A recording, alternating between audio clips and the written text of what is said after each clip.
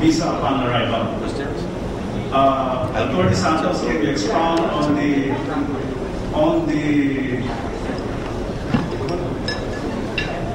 program of the Department of Tourism on the visa upon arrival, the 30 days that the Department of Foreign Affairs have issued that foreigners can stay here in the Philippines for at least 30 days, visa upon arrival. Does this,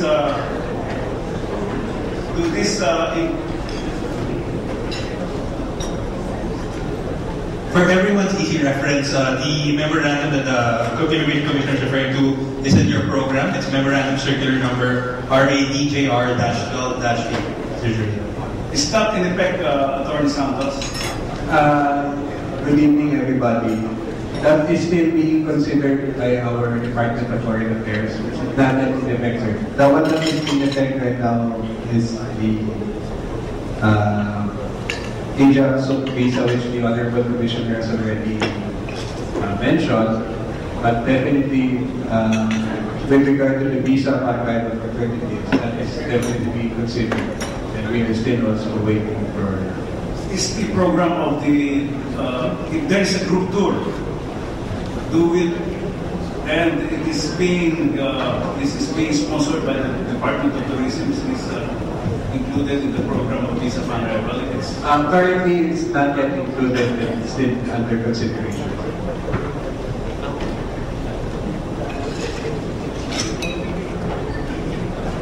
Okay, so for those of you who have questions, you can approach the waiters and ask them to pass your questions to Director Arvin Shroff or Treasurer Dave Barreni. As like I mentioned, there's a copy of the Visa Free Entry of Indian Nationals in the program, so you can take this home with you.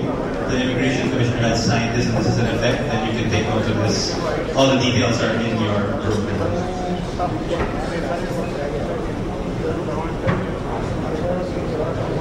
Should we fire the first question?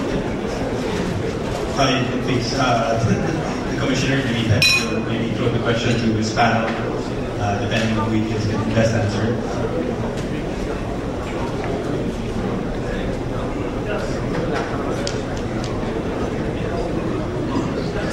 Good evening, everyone.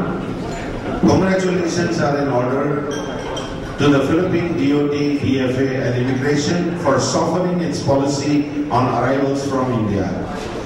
Our fellow Filipino FICC and Indian members of the Chamber give a congratulatory comment, and we have a cheer to give and a round of applause for this.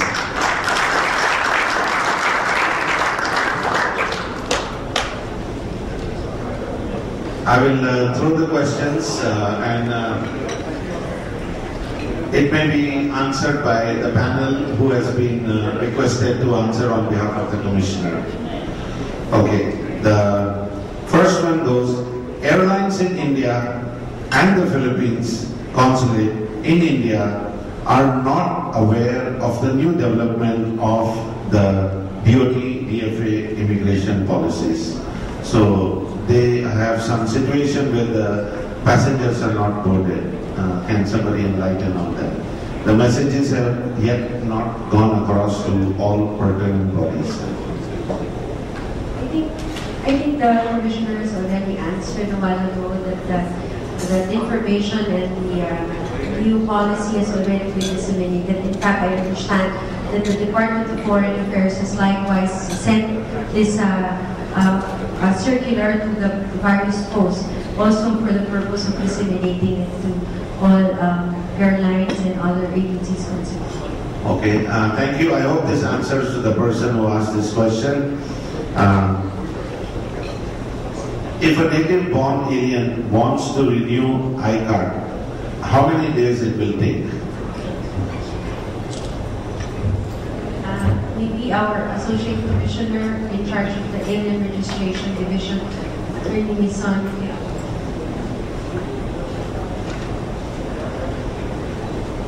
Good evening to everyone. Based on the expedited rules that our Commission has recently signed, the ideal timeline for processing native-born I-card applications will be 5 days. And that 5 days will count upon the receipt of the application, complete with all the documentary requirements. And this memorandum circular was already published in the newspaper and will be continually disseminated to the transacting public through various social media. Okay, so I hope this solves the question answer to the gentleman who sent this. Yeah, that's our program. The shorter one is 5 days. The idea here is that if the papers are complete, then we proceed with the processing. And then there is what we call as just post verification. We just issue it without any question some of your documents. But if upon verification of the documents later that these are fake, then we will cancel the ICAR. That is the idea there. So if everything is in order at the naked eye, then we just keep the ICAR, because sometimes it takes a very long period, a longer period, sometimes 2 weeks or 1 month to get the ICAR. That's why this is we talked with actually the designer, there is Associate Commissioner Mison, and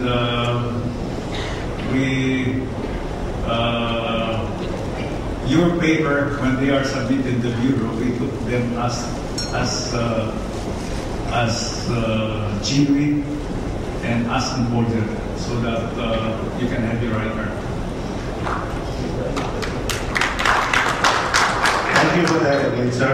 Are native-born individuals still required to have work permits if they are employed in the Philippines? Attorney Santos. Attorney.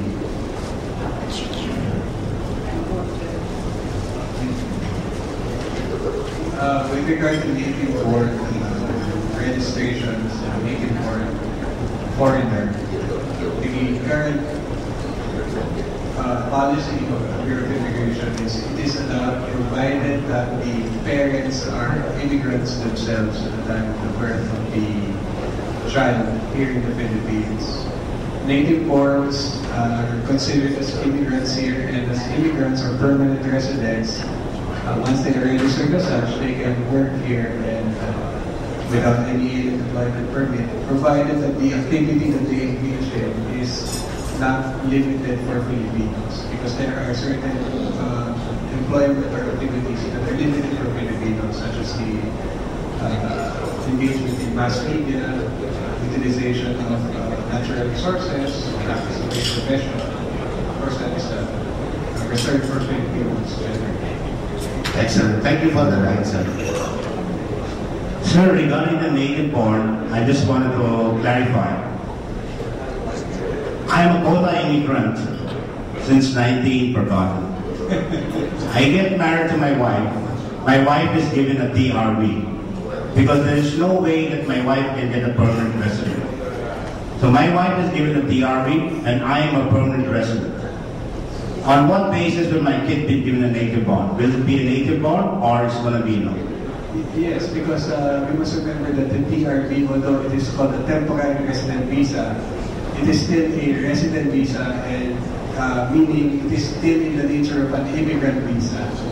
It is classified also as an immigrant visa. That's why a TRB holder can apply for renewal of his or her TRB unlimited or without any limits to the number of renewals. Also on that note, somebody said, when I travel abroad and I'm holding a TRB, when I'm departing from the airport, I am questioned, why am I a TRB? And I'm living in the Philippines for 15 years. So how can I be a temporary resident visitor when I am a resident of the Philippines? Just a question. On the airport side, it's more on an inquisitive question. So to check the veracity of the person actually holding it. Thank you, sir. Why does it take almost 30 days to cancel an I-card and issue an ID recognizing a naturalized Filipino? it took this amount of time to my child's I-card cancel and getting the I-card as he was naturalized. Why should a simple cancellation take so long? Can we not help simplify the procedure as it takes 30 days? I think that's our project really, is to shorten all this. Because actually when I went to the bureau, the I-cards are being followed in my office or complete in 3 months. And we hope that we really simplify this. This is really the problem. There is no need for foreigners to renew their I-cards at a very long period. Even the hearing time should be very. That will only take a day. That's why this is our project for the I-cards to be processed at most 1 week. Ano masasabi mo ba, these are our projects really, is to really leave it. And we know there are complaints, individual complaints on this. I hope that you will tell me who's the hearing officer and how long was the process in every step. We hope that's why ang ginagawa namin dito, what we are doing here. You know, I know that most of you know Filipinos. It's that Tagalog, it's that when you bring the documents, there is a receiving. We change the system. Somebody will receive your paper, and when it is complete, they will take it to the divisions in charge. So yung una, you don't know what to do there. You land in the legal division, so you land somewhere else. But now, somebody will receive your paper, will check if the paper are in order, and then that paper must go to the office without any follow-up. The proper office without any follow-up. We hope that we can do good service, a shortened waiting time with our renovations in the bureau. Ano isip for the specific transaction or application for cancellation, it may take a little longer because it will deal on the citizenship status of the foreign national. So it's not as fast as your regular visa application. But the moment we receive all the documents required for the application, there's already a checklist. So if these are complete, the processing will be fast. But if the documentary requirements are not complete, then it will take some time. We will be asking for compliance during the entire process. That's why, as mentioned by our commissioner, we will not accept applications with requirements that are not complete. So I was 1 year in the bureau, and most of the problem is the incompleteness of the papers, the documents being processed. Ang mahirap dito is that this will be kept by a hearing officer. Hindi kayo sasabihan kung anong kulang. That's why now, as you submit those papers, somebody will tell you what's lacking in the paper. So before, when you submit your paper, they will tell you what's lacking, what's fake, what's genuine. We hope that with this requirement or with these procedures, we can now tell you without assure that the papers are genuine, or we can take the papers as complete. Thank you, sir. Go ahead, sir. So just to add on the cancellation or recognition or cancellation of the illicit registration and nationalization as he was also stressed that it is not the Bureau of Immigration alone that approves this because it passes to the Department of Justice for confirmation. So before we can finalize the cancellation, issuing the certificate as a Filipino, we have to also wait for the affirmation of the government. So perhaps that is also another reason why it takes considerable time the entire process. So you see, the Bureau of Immigration is here to help us, and we have to understand that unless we comply and complete the documents, we cannot speed up the service on their end. So this is what is the correct answer, and also the process is going through the DOG. So the gentleman who asked the question, I hope this clarifies all. Thank you. An Indian student holding a diplomatic visa as family member of a diplomat wants to change to student visa. How much time will it take? I think he should remain a diplomat and study. Is that allowed or not? Just a question. As to the processing time, it doesn't take a lot of time to approve a student visa because only our student desk to process the visa. If at all, it's the only visa of which not the commissioner or the board will issue. It's just our student desk chief who processes and approves the visa.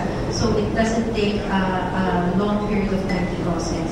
Except that there are some of the courses that need, for example, flying, that need some clearance from other government agencies, such as NICA. So if it's an ordinary school course, just like nursing and all those engineering, then I think they can get their visa in how many days? Less than a week, sir. It is the school who should help the student process. The commissioner has issued a memorandum discouraging or completely encouraging that the school take responsibility for its students. So the Bureau of Immigration accepts applications only from the liaison officers of the accredited schools. Wonderful. Thank you for that, ma'am. But do you think it's okay if he remains a diplomat's child and takes his studies? Is it wrong to study? Because education is primary in life. Even if he's a child of a diplomat, if he wants to join a school, is it normal for him to join, or he needs to become a student visa? As a holder of a visa, he or she can study another visa. So he doesn't need to have a student visa. He can remain a child of a diplomat, pay his fees and go to school and study. He's doing a favor to himself and to the country. Thank you. I hope this answers the question.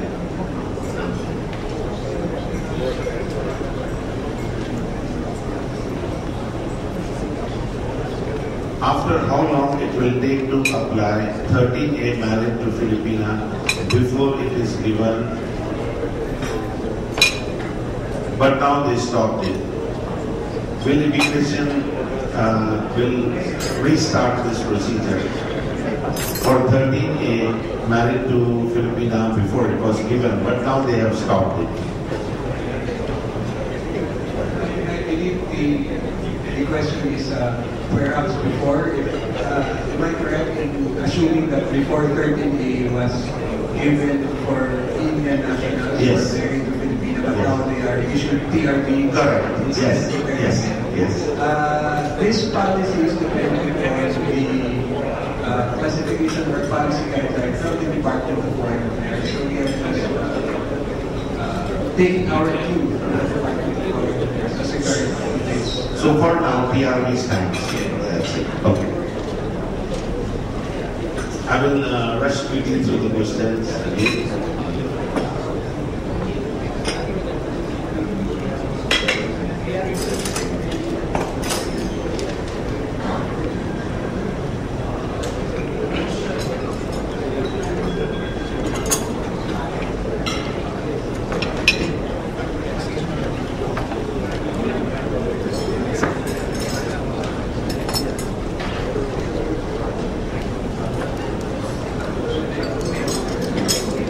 Most countries file permanent visa of wives of permanent residents or green card holders. Can Philippines do the same for a wife of a permanent resident? For the spouse of the permanent resident become a permanent resident after he marries because he wants to bring her here and stay with her. What does the law state on that? If I'm a permanent resident and I get married and I bring my wife here, can she not become permanent resident? Simple. Again, I believe like for Indian nationals, I think the common case the question is asking is for a permanent resident as a Indian social integration holder, visa where it's a permanent resident, the spouse is instead given a PRD instead of the benefit, the same benefit as a permanent resident. So anybody who's 38, spouse will be PRD. Yes, because the current policy is So it stands. Alright, another big one. I'm 28 years old, native born. My mom and younger sister and brother acquired Filipino citizenship 6 years ago. At that time, I was studying in Australia. Now I want to,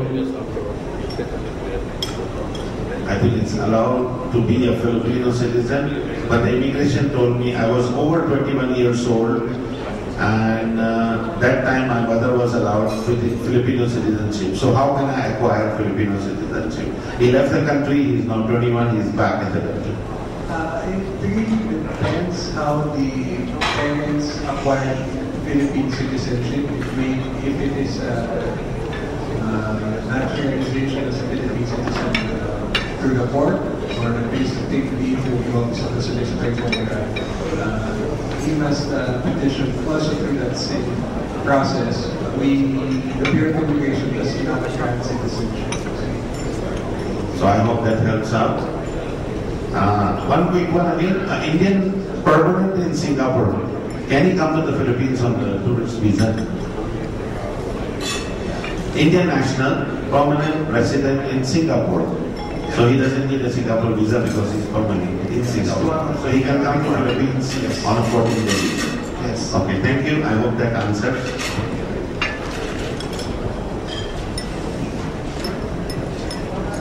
I was born in Cebu, Filipino 55 years ago. I cannot see why it is so difficult to get Filipino citizenship even when my wife and kids are all naturalized citizens. Is it the fact that it will take 2 years and 300,000 pesos to file and to buy? Please help me here to make the deal. Again, our citizenship law, just a short background, our citizenship law is based on the Constitution. It says that if one of the parents is Filipino at the time the child was born, the child is a Filipino. Perhaps in the context of the question is, if that does not apply, the way that he can become a Filipino definitely is by naturalization, either by court, by administrative procedure from the Office of the Solicitor General, or by legislation by act of Congress. Those are It says, does the immigration send birthday cake to I-card holders? As it is the birthday of our President, Mr. Bishu, tomorrow morning.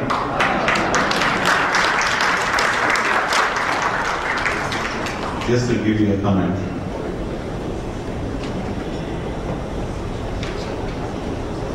Okay, those who are holding permanent visa, they do business as a sole proprietor. Can they do business as a sole proprietorship or wholesale? You can do any business here, right? If you go to permanent visa. Mr. Vishnu has a question to ask. Sir, I'm sorry for the impatience, but I had to answer a lot of papers, so you may go ahead now. Would you like to?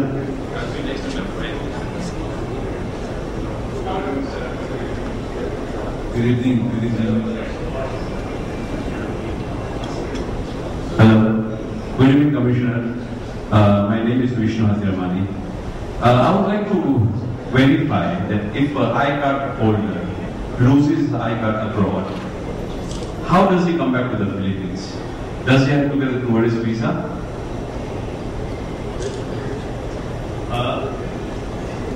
According to Mr. Vishnu's answer is yes. So in this case, he would have to apply for a tourist visa, which is not a fact because he is not a tourist in the first place. He might be in a country where there is no Philippine embassy. The documents have to be verified, authenticated. It might take 1 to 2 to 3 weeks. Formally, all we do is go to the immigration, get a certificate, give it to the airline, and they will then report it. So may we request you to look into this? I think that's a good question. I think the resolutions, we had the paper, we had the document in the immigration. This is the only one that can answer it, what is its status. When it is lost, I think he retained his status, except that he might be fined for the loss of iCards. So I think if anybody has lost his iCard, he should inform the immigration and inform the embassy. But you are telling us that there is an embassy. So we hope that we can resolve this one. So it was so difficult. Just imagine if he's in Timbuktu or he's in Palau, there's no Philippine embassy, or he's in South Africa, or he's somewhere in Peru, in Falkland Islands, Argentina, where do you find a Philippine embassy? You can Google and the closest embassy would be. Yes, provided you bring a Samsung Galaxy. I think the Bureau of Immigrations will be very reasonable on this. If indeed is a burial of an iCard, then we can resolve that. Thank you, sir. Thank you very much. Sir, one more question. When somebody is excluded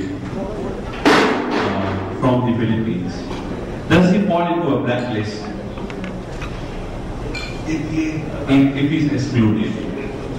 Let's say he's not allowed entry, despite holding a landed visa, and he says, sorry, you have to go back. Does he get included in the blacklist? Sir, excuse me. It depends upon the reason why he was excluded. Let's say if it's because of no return ticket, then there's no blacklisting. In case that is a minor who haven't agreed to the waiver, then he's not excluded. And if he's arrogant or misbehaving, then we can ask the commissioner. So because, okay, in this case, may I know, since you are the airport chief, what are the parameters of an immigration officer in excluding alien? So we actually have the primary inspection. Yes, sir. Then we have the secondary inspection. Yes, sir. Then on the second inspection, we have a thorough interview with the passenger. So we ask the help of the Indian national also to interpret if it doesn't know English, to interpret what are the questions that are supposed to be asked.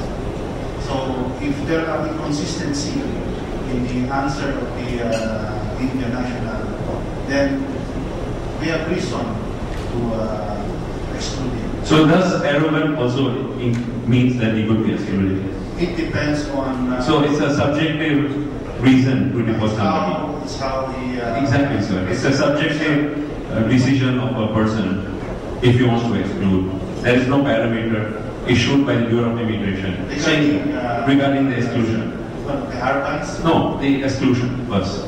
Then the arrogance. We are also objective on that. Oh, yeah. Okay, so we know the cases are very few, sir. We know that. We have thousands and thousands of Indians coming here. We have no problem with that.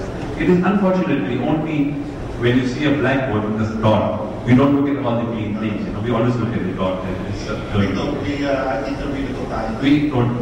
So I hope some guidance will be given to the chamber so that we could inform everybody that at least we are sure that nobody coming in a new country would be arrogant.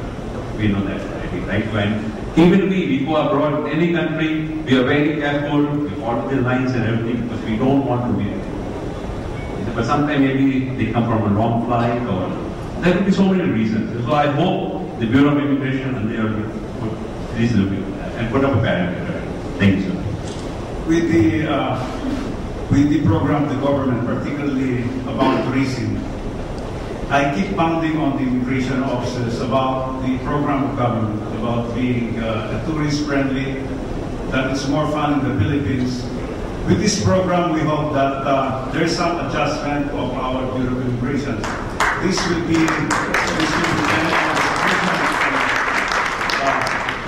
every immigration officer must change his attitude on the program of government.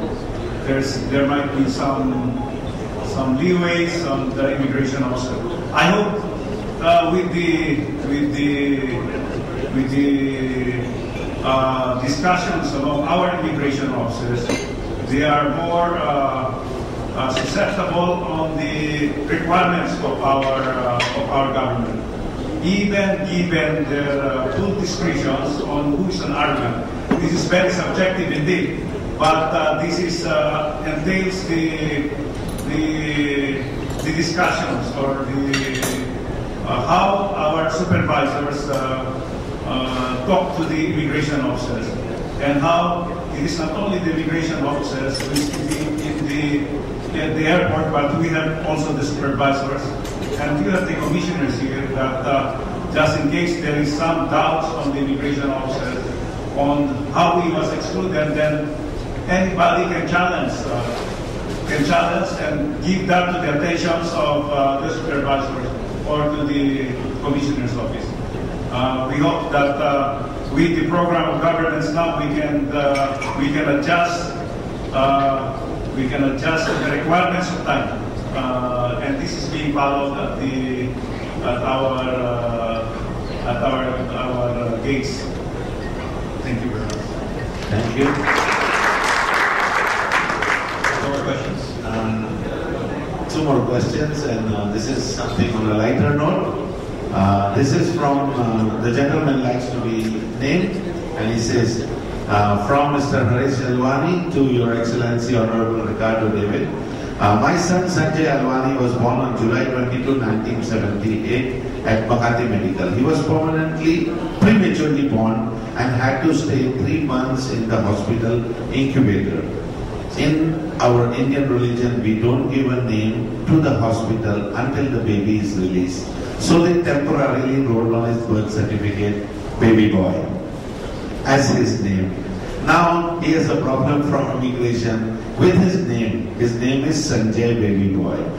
Because of the burnt files from the city municipality, please inform me what to do to solve this. After years, I bring this case to you. May I be helped? You can call him and talk to him, or you can answer it now. Things happen. Well, there is a remedy, because of course we have to follow the name indicated in the birth certificate, unfortunately, as it may seem. But there is a remedy. You may file for a correction of the entry in the birth certificate, and once that is corrected, we will also, it will also be reflected as corrected in our documents that we issue in the Bureau of Immigration. Mr. Alwani, I hope this solves your question. You have to make a corrective entry to the name on his birth certificate by... But Attorney Sanders, how do you make corrective? What are the requirements of the... That's actually the thing there. Through NSO, I suppose. What are the corrective? How do you get a corrective birth certificate? How many persons do you have to witness that yes, sir. That's actually the problem. That is a judicial process. That's the judicial process. It is an immigration issue, but the whole problem is there. The whole thing is on how to get that correction. I think I'm sure you speak a lawyer. Of course, you are the lawyers.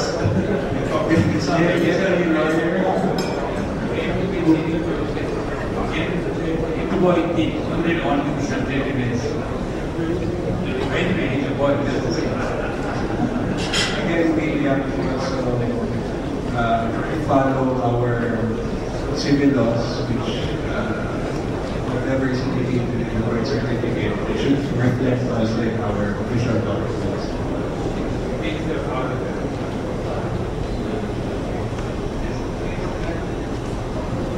Of course, whatever is reflected in the birth certificate, we are bound by our civil laws to reflect that also in the documents issued by the Bureau of Immigration. So the proper remedy is to file a judicial petition for entry in the birth certificate it really wouldn't take, it's not that hard really. It's just a judicial process that has to be filed by a lawyer who will undergo the judicial process. Normally just takes around 1 year or less than a year.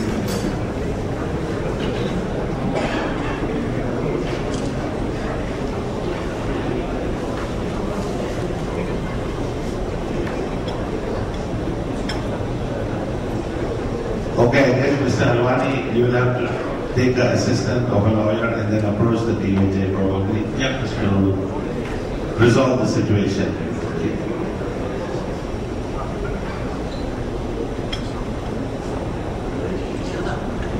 How can loss of misplaced iCard be replaced if you only have a Xerox copy? iCard is lost. They only have a Xerox copy, they want to replace it. Is it okay? How do you do it? Somebody is asking for help. How do we reapply for the lost iCard? Anyone? They have a Xerox copy of the iCard. If the iCard is lost, then we have certain guidelines that you would first also submit an affidavit of loss and so many other requirements. Okay. Again, it is published in our most recent guidelines, published by our commissioner last month. All right. Thank you, sir. So please go on to the website of the immigration and look at the requirements, fulfill them, you get your iCard back.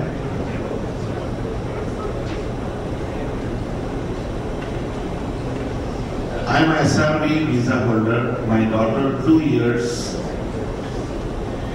just turned 21. I was asked to downgrade her visa to tourist visa because she became an adult. I am a SRV visa holder.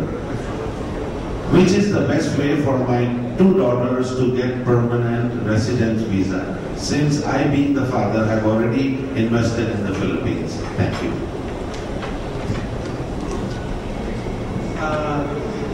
Since they are already of age, or in the age of majority, then the answer to that is they can look at any available visa, whether it's permanent resident visa or a special non-immigrant visa, such as the getting an SIRB for himself or herself. But we must understand that since the dependent is now a person in the age of majority, before he or she may get the permanent resident visa or a special non-immigrant visa, he or she must be able to comply with all the requirements in his or her own right, not anymore dependent on the parent.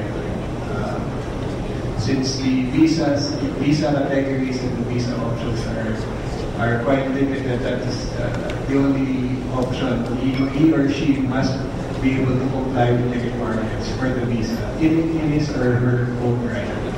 So this also answers the question for the children of SIRV who become adults and then they are downgraded to tourist visa, but they want to remain permanent. They can still continue getting the SIRV visa by applying as a SIRV and reinvesting in the Philippines. That would be the only choice. Okay.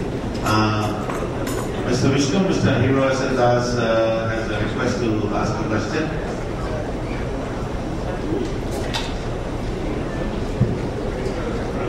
Sir. Good evening, Commissioner. I've been hearing questions and answers, and I was refraining from talking, but I was convinced by some of my table mates to ask a question which probably may raise eyebrows, but nevertheless, while talking, I heard the word arrogance. But what is arrogance? Is it not a matter of interpretation? I may consider him arrogant, but you may not. I may consider an immigration officer arrogant, but others may not consider him arrogant. what is the interpretation? But you mentioned earlier, and I applauded very loudly, that your staff at the airport, or at the harbor or pier, they also had to change and toe the line of the President of the Philippines in consonance with wanting to encourage tourism. But the bottom line is there a chance that maybe the immigration officer at the airport may have to change his discretion and attitude? That's what I think yes. In fact, this is our training now. Our new immigration, batch of immigration officers are taught more on values, particularly courtesy, so that we have the new batch of officers who are courteous, and yet they are feared. We hope that we can develop this type of immigration officers.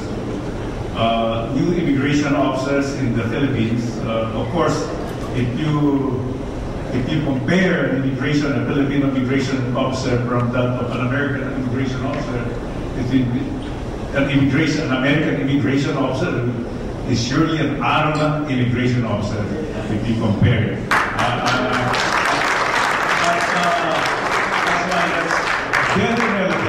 Very relative. But based on our customs, costumbre namin, sa Pilipinas, mostly Filipinos we believe are hospitable. And there are only who are really may be quite arrogant.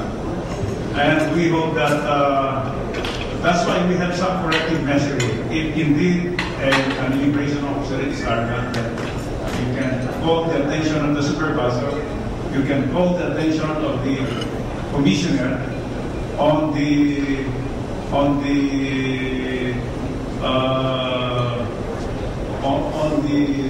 this matter, so that we can correct immediately the actuations of any immigration officer. Arrogance is really very relative, and mostly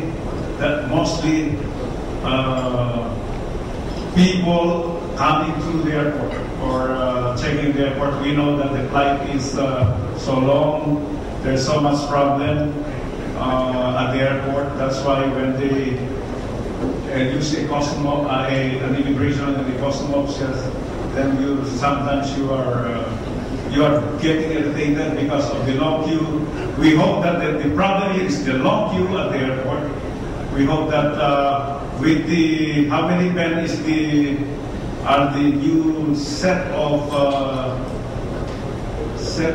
counters. There are additional 8 counters at the airport.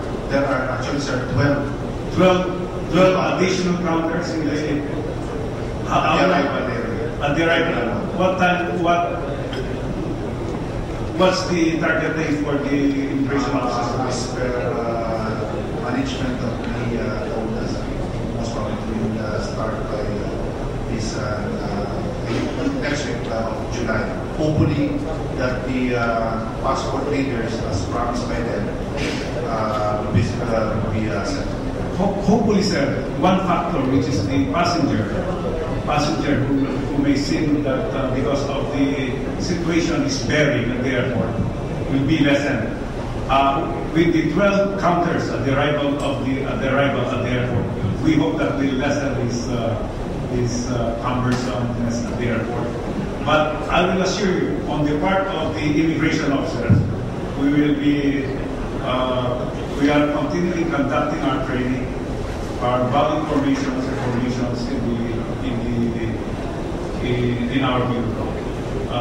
So there are 2 people here, the passenger and the immigration officer, as well as the infrastructure at the airport. We hope that all this thing will change. The infrastructure will greatly improve through the courtesy of the Department of Transportation and Communication. Thank you, sir. Please be assured that the Bureau of Immigration has launched in the training of personnel and in our dealing with clients what we call the BI Cares program. It is a program, cares meaning courtesy, accountability, responsibility, and efficient service. With the BI Cares program, we wish to assure our clients that the Bureau and its personnel is exerting extra effort to again present the Philippines as a very friendly destination. At the same time, to make our officers responsible for any of their decisions or actions when dealing or deciding on the admission of passengers. So courtesy is very important and the responsibility of all immigration officers based on whatever decisions that they make. Thank you, sir. Thank you, ma'am.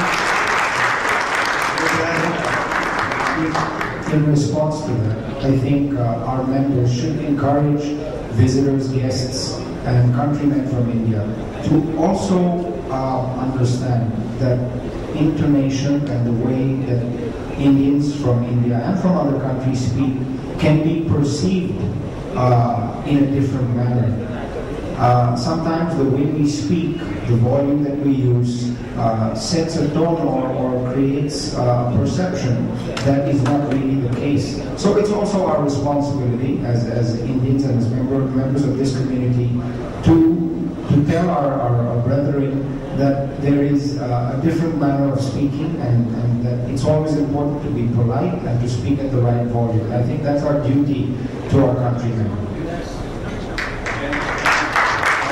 We hope that we will continue to educate our immigration officers, who is an Indian, who is a Chinese, who is a Korean.